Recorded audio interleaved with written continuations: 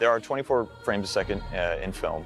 You have to move the puppet for each one of those frames. In each one of those frames, you will have to move maybe 20 little pieces, fingers and arms and legs and head and hair and everything else. Just move them incrementally, take a frame, move them again, take a frame, move them again, and take a frame. And when you do it enough times, it makes it look like the character, puppet, whatever is moving. I've been trying to explain this to my parents for 20 years and they still don't understand. This year, Coraline turns 15 years old. And despite being an acclaimed cult hit that launched the feature film career of Portland-based stop-motion house Leica, there isn't a lot of behind-the-scenes info about its creation. The majority of featurettes and interviews focus on all of the intricate details that went into molding the personality, performances, and atmosphere found in the puppets and environments, and rightfully so.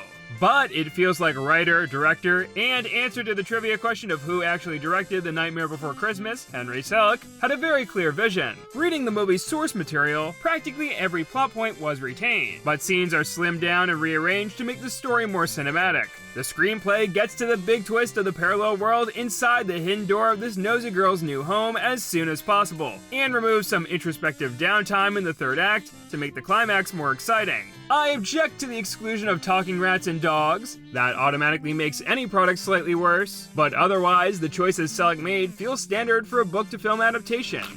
The biggest addition was the character of YB, a story device that gave the protagonist someone to talk to. I suspect some executive probably also liked the idea of inserting a young male character into a female-led flick, but even then, he doesn't have a huge presence. And the inclusion of his grandmother adds to the overall mystery. I highly recommend thumbing through the unofficial online art book for Coraline, put together by the excellent Animation Obsessive Substack, constructed from out-of-print visual guides, auction images, and crew posts. Even if every piece isn't one-to-one with the models that ended up on screen, the 50s and 60s illustration style still has glimmers of its signature twisted look. I can glance at designs for less recognizable props like bugs or plants, and they still feel like Coraline to me.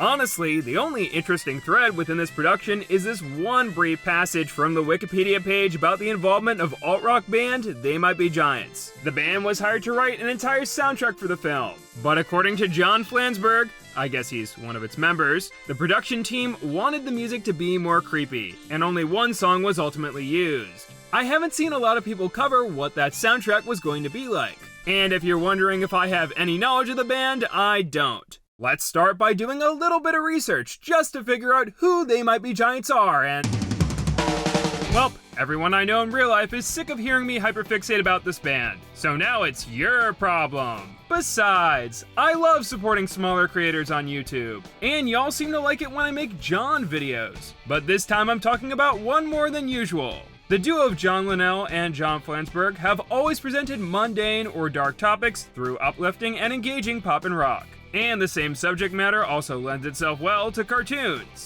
Someday mother will die and I'll get the money. Looking back at their self-titled debut album, the group kinda feels born to be animated. The cover art was done by Rodney Greenblatt, years before he designed the Parappa the Rapper games, and the final track, Rhythm Section Wanted, breaks into a rendition of Raymond Scott's Powerhouse, the classic Assembly Line instrumental that dates back to Looney Tunes from the early 40s.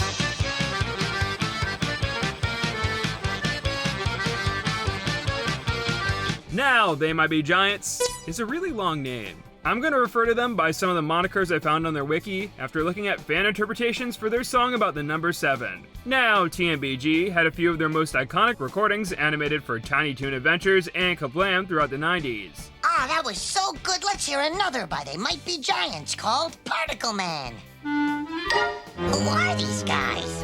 It was only after leaving major label Elektra Records in 1997 that calls came in from Hollywood producers, leading to a long stint of songs for movies and shows like Austin Powers' The Spy Who Shagged Me, Cartoon Network's Groovies, and Malcolm in the Middle. Shout out to my review of the anime featured in the theme song that I finished in the hospital while recovering from a surgery. I've never been more relieved to finish a video.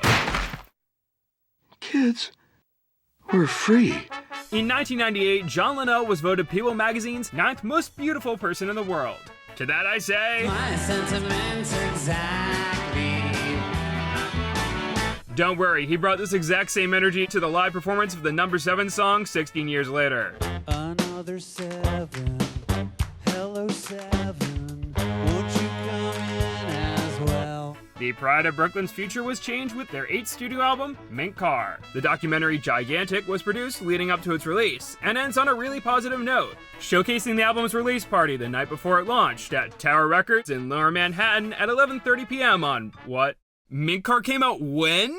They made a whole documentary about a New York-based rock band producing an album that came out on September 11th, 2001, and didn't cover the fallout at all. Look, I completely understand this decision narratively speaking, but someone's gotta let Mr. Enter know about this. This is the movie he should have been getting angry at. Side note, but I'm embarrassed to say that the first time I heard Particle Man was, unfortunately, in this video. Post-Mink Car, Restless Records, the then current label of the Singing Giants, went under. Fortunately, the children's album they took on as one of their many side projects, No, was a huge hit. They figured out the big secret to writing music for kids. Just like, make the kind of music you usually would, but sing about silly stuff like food and animals instead of dying. No success led the Maybe Giants to sign with Disney Records, creating a line of edutainment albums that would push their music further into the mainstream via the Mouse House marketing machine. They used the gimmick of money, and that was fascinating to us. Shout out to the guy on the Higglytown Heroes staff who decided to reference the band's decade-old cover of The Lion Sleeps Tonight during their cameo. We call the lion who lives in the silver spaceship. In the spaceship, the silver spaceship, the lion's on the phone.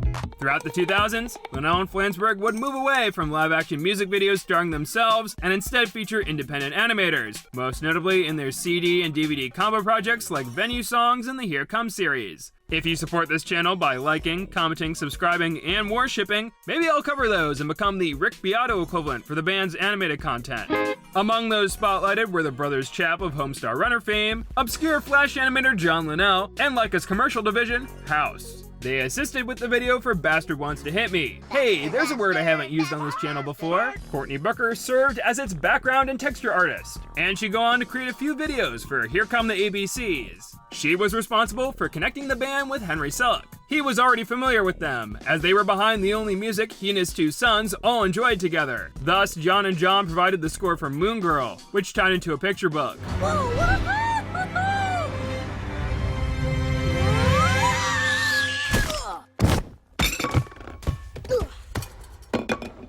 To this day, it's the main studio's only short and non-stop motion production, with dated CG helped by strong production design by Peter Chan, who worked on both Coraline and more obviously Psychonauts as a concept artist. We follow Leon, a southern night fisher who travels to the moon after its light dims. There, he finds that the former planet is a hollow structure, powered by a merry-go-round and occupied by a giant pet cat and Lorelei, another kid who looks like they could use some Puff's facial tissues. They all band together to defend the moon from the Gargaloon, the shifty shadow ghosts.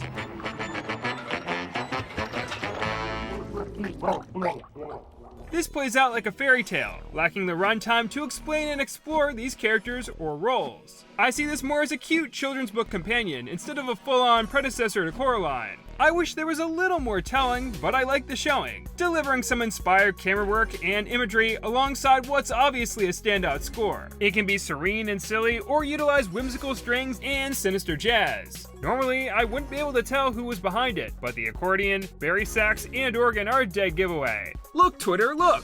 I finally talked about that Moongirl thing everyone wanted me to cover.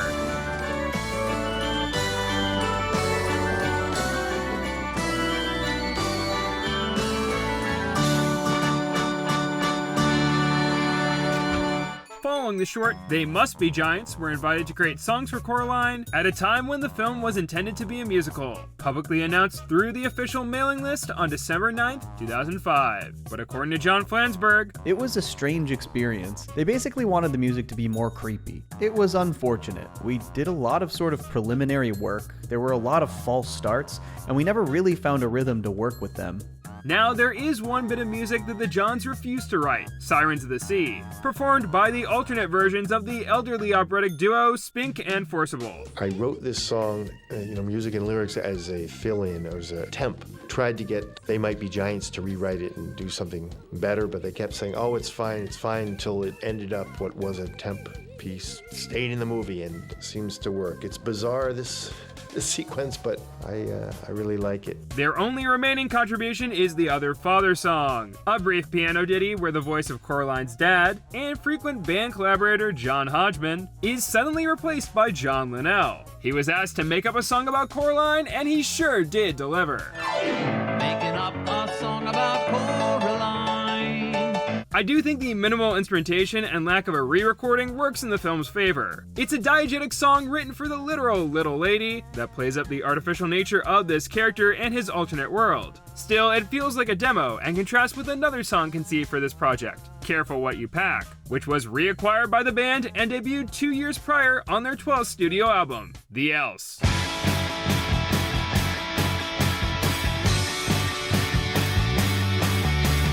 Released in 2007 between two edutainment albums, The Else stands out in Flanzy and Linnell's long discography for being co-produced by the Dust Brothers, who had done work with Beck and the Beastie Boys, and for being directly influenced by the Iraq War, with all the files for this project originally starting out in a folder titled During the War. It tackles overbearing military leaders, arrogant self-proclaimed captains, and the shadow government. I could be misinterpreting some of these meanings though. The Else isn't my favorite album. I'm personally more of a John Henry and Spine guy, and only gravitate to about half of these tracks. But it's one of the most cohesive from the Giant Boys, and the themes found in Careful What You Pack fit right in.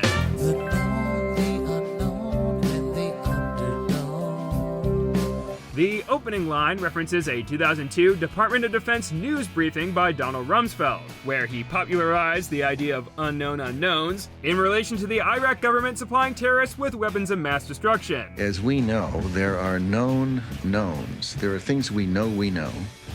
We also know there are known unknowns. That is to say, we know there are some things we do not know. But there are also unknown unknowns. The ones we don't know, we don't know. Yeah, I can see why the band that wrote a number all about double negatives for the SpongeBob SquarePants musical was drawn to this quote. The song was written for the opening of the Coraline film, so fear of the unknown was all through the action in the script, and Rumsfeld expression was current and so mind-boggling it was inviting to do something that echoed it. Careful What You Pack concerns a curious and bothersome little girl who doesn't realize that she's already lost and in trouble. To me, that calls to mind one of the first scenes where Coraline uses a branch as a makeshift dowsing rod in search of a well. But it's too long to neatly replace the final score. An interview with Tim Heidecker's Office Hours Live podcast from last year had Flansburgh mention this as a point of conflict between the musicians and director. And I think it was just, even though the song's only like 2 minutes and 20 seconds long, I think in animated movie time, that might be like 25 minutes. Right. Sure. But it also it seemed like it wasn't the vibe that he ultimately You don't want to see cartoon going for. characters sing. It's a new year. Careful what you pack. There's no going back. She's lost from the beginning. She's the new girl. Throughout the eerie but playful recording is a theme of the new. It's a new year, and she's the new girl are repeated in the chorus, which I think is referring to how Coraline the character is new to the audience and a thread from the book that kinda makes it into the movie. The novel ends with Coraline about to start a new term at school, a new year, while in the film she's just starting at a new school. Your school might be fun. With those stupid uniforms? Right. I think it takes place in February, and dude, is that a reference to the We Might Be Giants album Lincoln?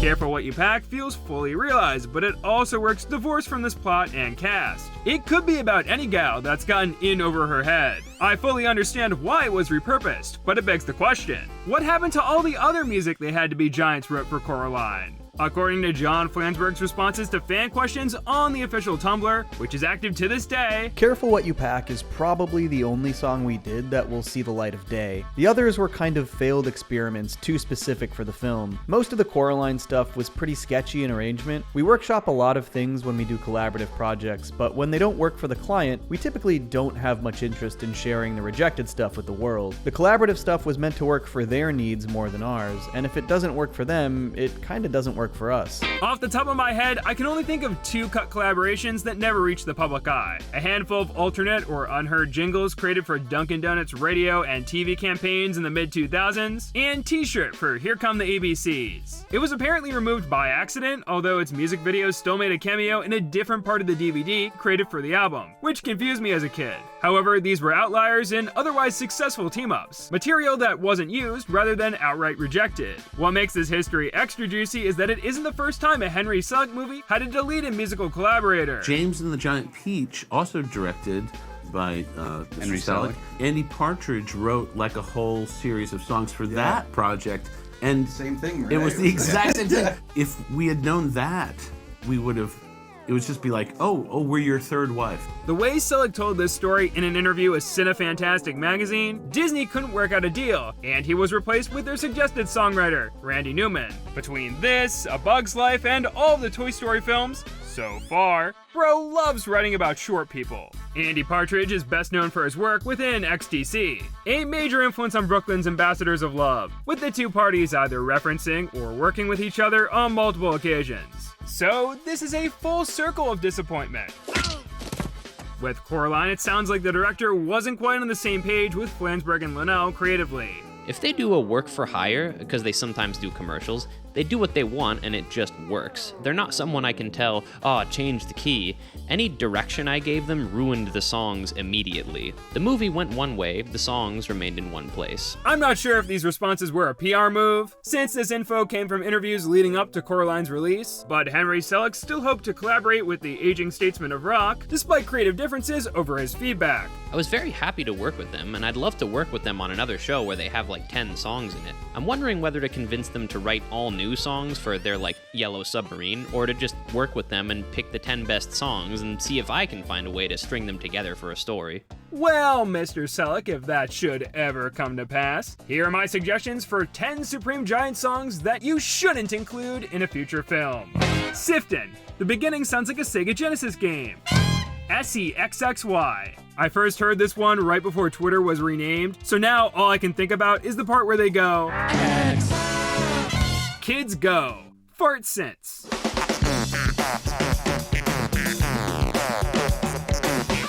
The 3 songs from Here Come the ABCs with parts that sound like reaction videos. Here comes Chad. Where is the L? Lady is a Tramp. Nothing against this one, it just made me break my streak on the hurdle. I'm really good at it. Watch. Great.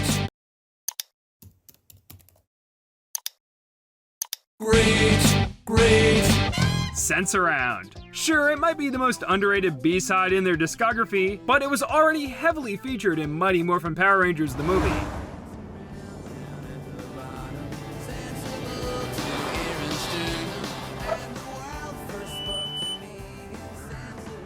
See? How could that be topped?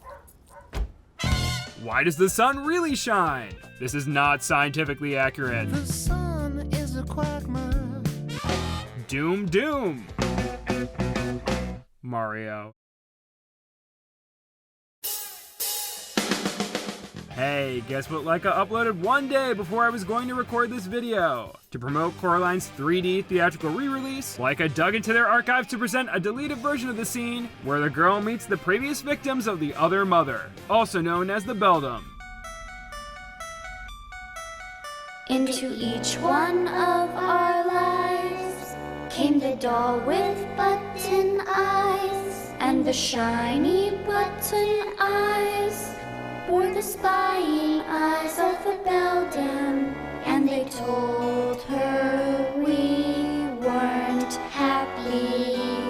These were children that she lured into her world after spying on them, who agreed to have buttons sewed onto their eyes in order for all their wishes to be granted. Well, she can't keep me in the dark forever. Well, she won't keep me in the dark forever. The recently unearthed storyboard version of the sequence begins and ends the same way, cutting a few details. I remember my true mama. She grew the prettiest flowers, tulips they was, all yellow and red like fireplace burgers.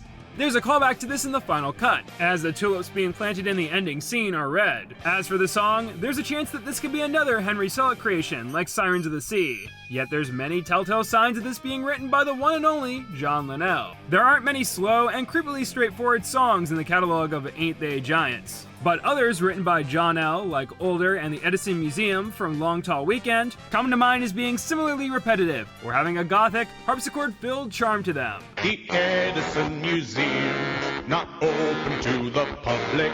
Its haunted towers rise into the clouds above it. Compared to what replaced it, the Ghost Children get a little more characterization, and the gloominess of the tone is clearer. But cutting out the song shaved off a full minute, allowing the scene to be more straightforward in how it delivers important exposition needed to set up Act 3. If this is one of the John tracks done for Coraline, I'd say this is the weakest. It's cool to hear a funeral dirge from a rock duo, but it feels the most obligatory. Like this info is only being dumped through song cause it's a musical. Lacking any clever foreshadowing or a shift in tone like the Other Father song or Careful What You Pack. It makes sense why the twin Quasars of rock wouldn't release this independently on a major album. Now I understand what Selick meant when he mentioned how he felt like his feedback was a burden on what the pair wrote. Concerning the subject matter, it's perfect that this used to be lost media. She locked us all away and forgot we were ever here at all.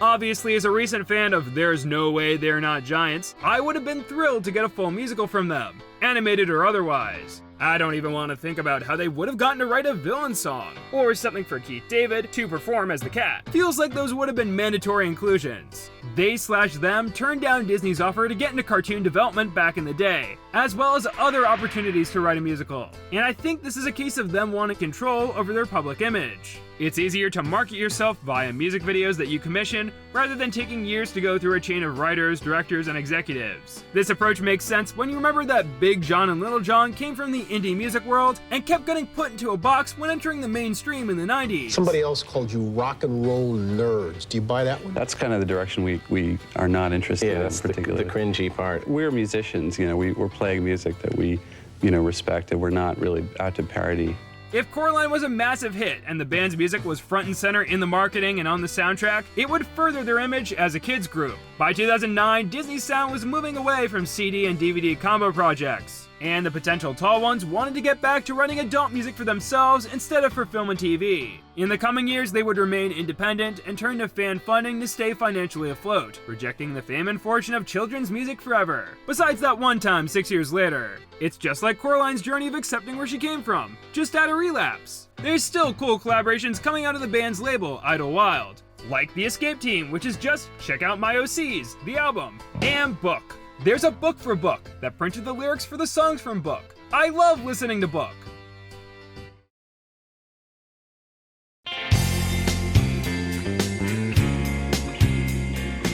Within the history of Are They Really Giants, the outtakes for Coraline stick out because of how painstakingly cataloged their unofficially released material is. It's a big reason why this has been my hyperfixation for the past year or so. There's always something new to discover across their 40-year history. Whether it's been uploaded to the official channel, or by dedicated fans, hundreds of obscure demos and live recordings are only a few searches and clicks away, including ones that probably shouldn't be preserved. When it comes to the remaining unreleased tracks created with Henry Selick, you can't find them on any Rarities album, podcast, bootleg, or secret release. This is a case of lost media where we know exactly where it is, but I can understand why it won't be heard by the public. This conclusion made more sense when I wrote it months ago.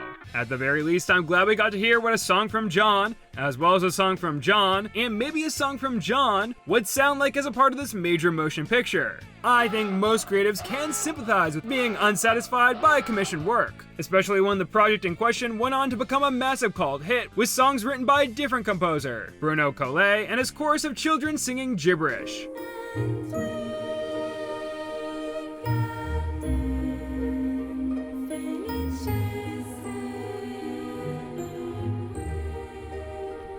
I don't think the end product is perfect. It's kind of funny to me that there's a Zelda-like fetch quest in the third act, even if it's pulling from the source material, yet it's so well crafted figuratively and literally. The production design, the voice acting, the score. It's a movie where I knew exactly what it was like years before watching it. So personally, it's hard to wonder what could have been. Not only since there isn't much missed potential on display, but because They Might Be Giants' work might have caused Coraline to not feel like the Coraline we know. And it all would have never happened without 9/11. Well, now that I think about it, that tragedy's effect on the band probably didn't affect how they got in touch with the director, who was apparently a fan going back to the 80s and 90s. But for the sake of this conclusion being more interesting, let's say they're 100% related. Henry Selick's next film is set to be another stop-motion Neil Gaiman adaptation, covering the ocean at the end of the lane. Or at least this was his plan. He considers this upcoming project to be a companion piece to his 2009 modern classic. But it appears that the experience we've covered today taught the director a lesson about integrating songs into his work. I learned you can't force the songs. It has to be considered from the very beginning that you're doing a musical or an operetta, which is really what Nightmare Before Christmas is. Songs that tell a story, they reveal emotions, and so forth. In the end, there was only one song. The other father plays piano and he's singing the song about Coraline. Our eyes will be on Coraline. It's very perfect.